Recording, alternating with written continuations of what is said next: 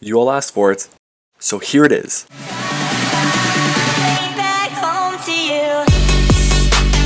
What's up, Ocean? You got Matt here, coach of your Montreal Milotic and the guy who for some reason doesn't do honorable mentions in his list videos. Oops.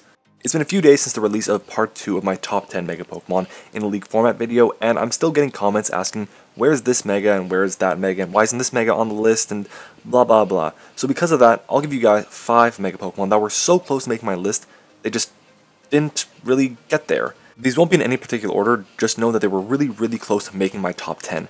And I want to stress this, they are not in any particular order. This isn't a 15 to 11 video, this is just 5 Pokemon that were really close to making my list.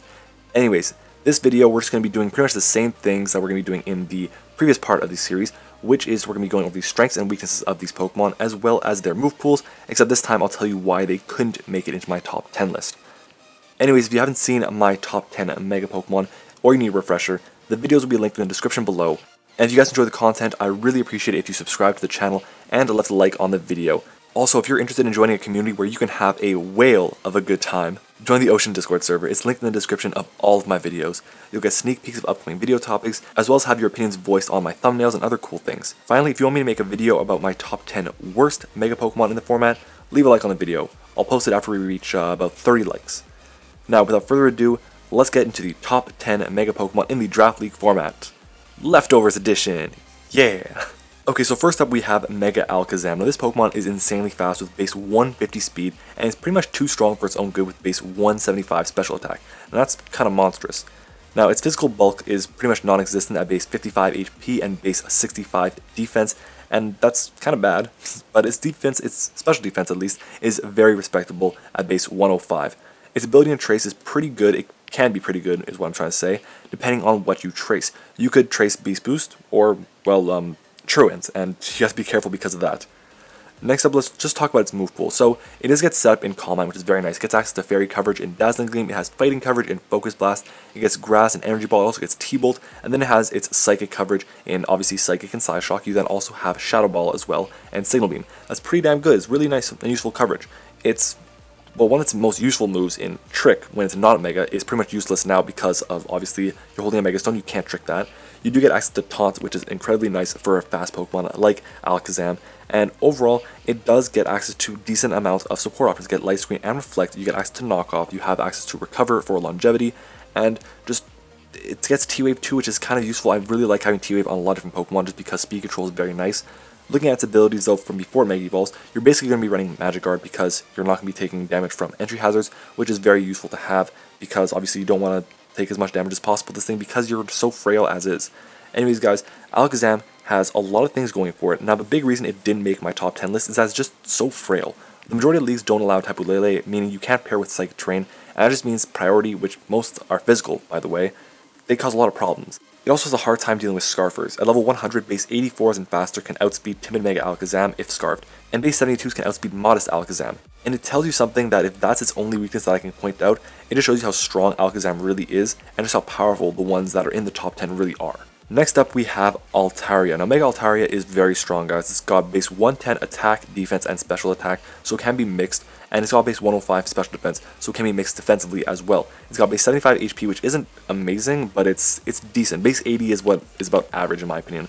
But it's also got base 80 speed, which is just it's okay. It doesn't like wow you like incredibly. Overall though, its stats are pretty well rounded, so you can create a lot of really unique Altaria sets. Now this was one of the main ones I was asked, why isn't it on the list? And I'll tell you why in a bit. I'm just going to cover its move pool first.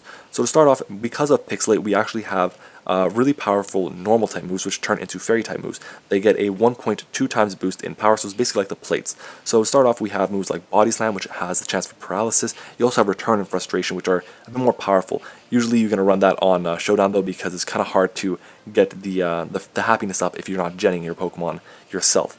Anyways, you also get moves like Defog now in Generation 7's Ultra Sun and Ultra Moon. You also have moves like Dragon Claw and Dragon Dance. You're not really running Dragon Claw that much because you are a fairy type, and they pretty much have the same things. Dragon is kind of only super effective against itself, so it's not that important. You also have Hyper Voice as well, which is an amazing way to hit things on the special side. You have access to Ice Beam. You're never really going to run Moonblast because, again, you have Pixelate, and Pixelate Hyper Voice is doing more than Moonblast does, even with Stab and everything like that. You do have access to Pursuit, which is kind of nice, and the same thing goes for Play Rough while you're not running Moonblast. Anyways, other than that, you have access to Roost, you have Roar as well for phasing, you have Tailwind for support as well. Overall, though, this thing is really good. Looking at setup, though, you have access to Cotton Guard, Agility, and Dragon Dance. There we go. Now, all those are really good options for setup. But that's the thing, though. It's really, really good, but it needs lots of setup to be really good offensively because, again, its speed isn't amazing, and its attacking stats are just slightly above average at base 110s. Now, it's good enough, but it's not amazing enough to warrant a top 10 spot on my list. Also, an issue that it has is 4 move slot syndrome. I listed off a ton of great moves there, and the big issue, I didn't even mention Earthquake, I forgot about that. Earthquake, I didn't even mention Fire Blast or Flamethrower, see right there. I'm just forgetting about moves like left and right. Now, that's a big problem, because if you're forgetting about moves, that just shows how many moves this thing has. Let's say I'm creating a standard Altaria set with Dragon Dance. So I'm going to run Dragon Dance, I'll probably run Return or Body Slam, I'll run Return for now, I'll run Earthquake to deal with those Steel types, and then what? I'm going to run Roost, or am I going to run Fire Blast? What am I going to run? There's a ton of different other options that I can run. I can run a Cotton Guard set to be defensive, and I can run Defog to be supportive. I can run Heal Bell or Refresh so I'm not burned. That's the problem with Altaria. It has 4 move slot syndrome, and that can be a bit of a problem. Now you might be saying that defensively you're still like, that's okay, you're fine. I'm like, well, even defensively, you're going to run Roost. You're probably going to either have Defog or Cotton Guard, I'm assuming. You're still going to want to run maybe a Toxic, maybe a Tailwind. Then you have to run your offensive moves, and even then you still have 4 move slot syndrome. That's just basically the problem with Altaria. There is so much going for it that it kind of overwhelms it a bit, and that's a problem, and that's just why I didn't make my top 10 list. But that doesn't change how amazing this is. Honestly, I would not be surprised if this was on everyone else's top 10 list except for mine. I want to use it again. I have used it before, and I just want to try it more, especially now that it gets a defog, but I just couldn't put it there. I'm sorry. Next on my list is Mega Heracross. Now, Mega Heracross is insanely strong. It's actually got the highest attacking stat out of any Pokemon that we're covering. It's got 185 in its attacking stat. That's insane. It's got decent bulk with 80 HP, which is pretty much average. You got 115 defense and 105 special defense, which is pretty good. Your 40 special attack, don't even worry about it. You're not running special Mega Heracross. Just don't. Your speed base 75 is, like, not overwhelming. It's underwhelming. It's so just bleh and not good enough for this Pokemon. Yeah, I get it has to be slower because if it's faster than base 185, it's going to run through everything, and that's a problem. I get it. But the issue is because it has a 4x weakness to flying, you are going to be having some issues against you. Anyways, looking at its move pool, you have access to Close Combat, you get Arm Thrust, you get access to Bulk Up and Bullet Seed for your ability, you have Earthquake, you have access to Knockoff, you have Mega Horn, you have Night Slash and Pursuit, you have access to Rock Blast and Stone Edge, you have Shadow Claw, you have Swords Dance as well, so imagine base 185 with a Swords Dance up, that's scary.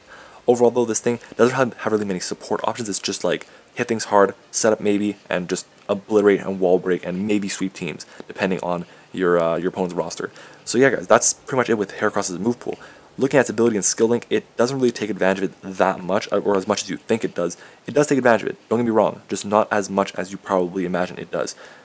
Here's what I have to say about why it didn't make the team. So its speed is, not the team, the top 10 list. So its speed is really problematic for Pokemon with 4x weakness. Its ability is useful, but Arm Thrust never does more than Close Combat does, so you're not going to run that, and it only ties Brick Break for damage. Pin Missile is pretty good. It does do slightly more damage than Mega Horn. I believe the max it does is 125. It'll always do 125 base power, while Mega Horn does 120. Now the issue is you're going to have rolls, you're going to have a bunch of different rolls. You can get high rolls, low rolls on each of the different hits. It's also slightly more accurate than Mega Horn, but just barely. Then you have Rock Blast, which is great coverage, but it just hits only 90% of the time, which can be a bit of a problem.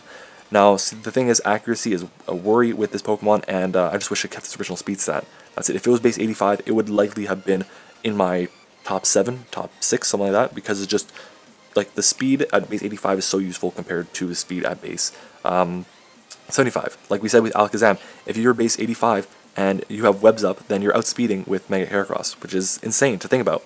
Anyways, let's move on to the next Pokemon. The next Pokemon we're covering is Mega Manectric. Now, Mega Manectric is one of the first Megas I really kind of fell in love with while playing on the Showdown ladder. I loved it just because fast electric types are so useful. You can Volt Switch out. It's really strong, base 135 attack. It's actually got a very close attack stat to Mega Lopunny. Mega Lopunny is 136 attack stat. Mega Manectric is base 135 special attack stat, and that's kind of similar. They've also both got the same speed stat, base 135. So I was one on my list and the other one wasn't. Well, for one, Mega Lopunny doesn't have any immunities, while Mega Manectric does. Ground types are immune to electric. There we go. That's all I want to say. Also, its coverage is just not good. Its coverage isn't good. I'll get into that more after, but I'm just gonna go over a bit of its stats a bit more. Wow, that was horrible. I'm gonna try and go over its stats a bit more. So we have 70 HP and 80 on both defenses. That's just not good enough. That's just end of story. It's just not good enough. Especially with Intimidate. Yeah, you're gonna take a hit on the physical side, but you're not living a strong ground type move either way. Overall though, let's look at its move pool. You have access to, I'll go over the special side because you're not going to run a physical Manectric, it's just not going to do enough. You have access to Discharge, you have Flamethrower, you have Overheat, you have Signal Beam, Thunderbolt, Volt Switch, and that's it on your special side, other than the hidden powers. So why did it not make my list? Well, that's pretty much it. Its coverage is really bad, it's just not diverse enough or strong enough. It's got the same special attack stat as similar special attack stat as Mega Lopunny's attack stat. Mega Lopunny has High Jump Kick, which is like 135 base power, 130 base power, and Mega Manectric has like Thunder, which is like, no, it doesn't even get Thunder. It just gets Thunderbolt. Like, there's no Thunder. This thing doesn't get Thunder. That's insane. I just realized that now. Anyways, like, this thing basically just doesn't have enough raw power behind it to be one of the top 10 megas, and that's just it. And even though fast electrics are essential in the Draft League format, that's just a joke, a running meme by the way, there's at least 10 megas that are just better than this one. And finally, we have Mega Venusaur. Now, this is the Pokemon I had the most questions about, and I get it, it's really good. And when I get to why I didn't put on my list, you'll see how tough a decision this was for me. Now let's start off with its stats. So to start off, it's got base 88 HP, which is just about average. You got 100 attack, 123 defense, 122 special attack, 120 special defense, and 80 speed. Again, average speed. Its bulk is really good. You have access to Synthesis and Leaf Seed for recovery, which aren't amazing, but they're useful. Synthesis only has APP, so that's kind of a problem. But the big thing with this Pokemon is its coverage. I'll just go over the coverage for you guys right now, and you'll see what I'm talking about. So you have access to Body Slam, you got Earthquake, you got Energy Ball and Giga Drain, you have Hidden Powers, you got Knockoff, Leaf Storm, you have Outrage, you have Power Whip for the physical side, you have access to Sleep Powder and Sludge Bomb and Synthesis, Swords Dance. That's pretty much it. You also get Roar, but yeah. So that's the problem with Mega Venusaur. Its move pool isn't great. And you might be saying, no way, you're wrong. It gets all those moves, like you said, Earthquake, Knockoff, Outrage. It's better than Mega Manectric. Yeah, but which ones are special? It's got 122 special attack. So why aren't you giving it special moves? If this thing got Earth Power, it'd be much better because, yeah, Earth Power is slightly less powerful than Earthquake, but you're taking advantage of 122 special attack. That's really good. Also, other than that, your recovery isn't very consistent. Leaf Seed is like the definition of inconsistent recovery because it's based on your opponent's HP stats, not yours. And Synthesis only has APP at most, which is, it's good enough to get the job done sometimes, and if your opponent's running Rain or Sand, you're not getting back 50%, you're getting back 25%.